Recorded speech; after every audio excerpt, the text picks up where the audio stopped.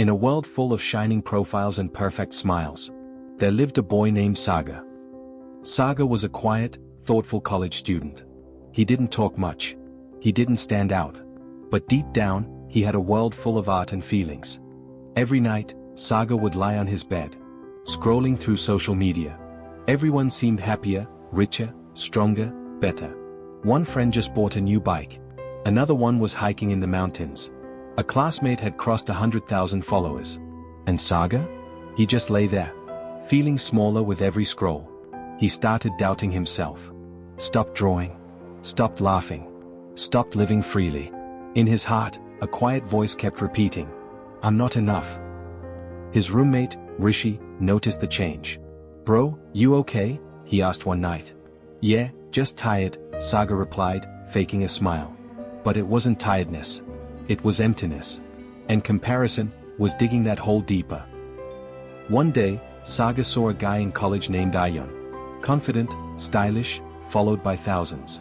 The kind of guy everyone looked up to.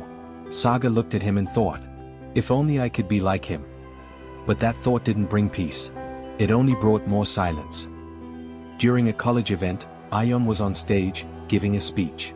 He looked perfect as always. Everyone clapped. But when he walked off the stage, Saga saw something strange. Behind the curtain, Ayon was shaking. His smile had faded.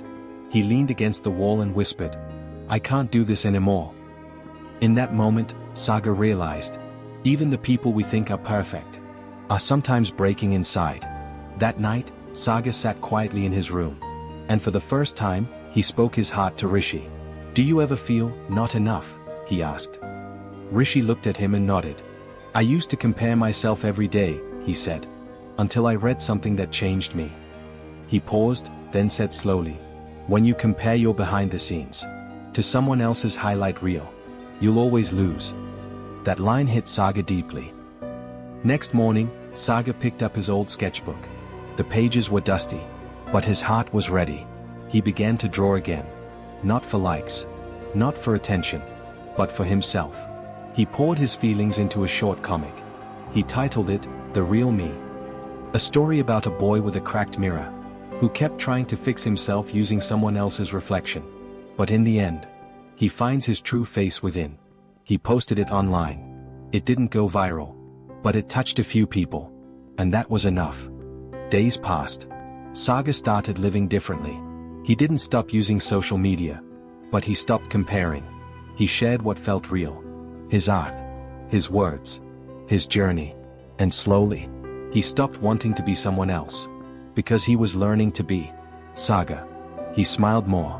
Not because everything was perfect, but because he had accepted that imperfection is also beautiful.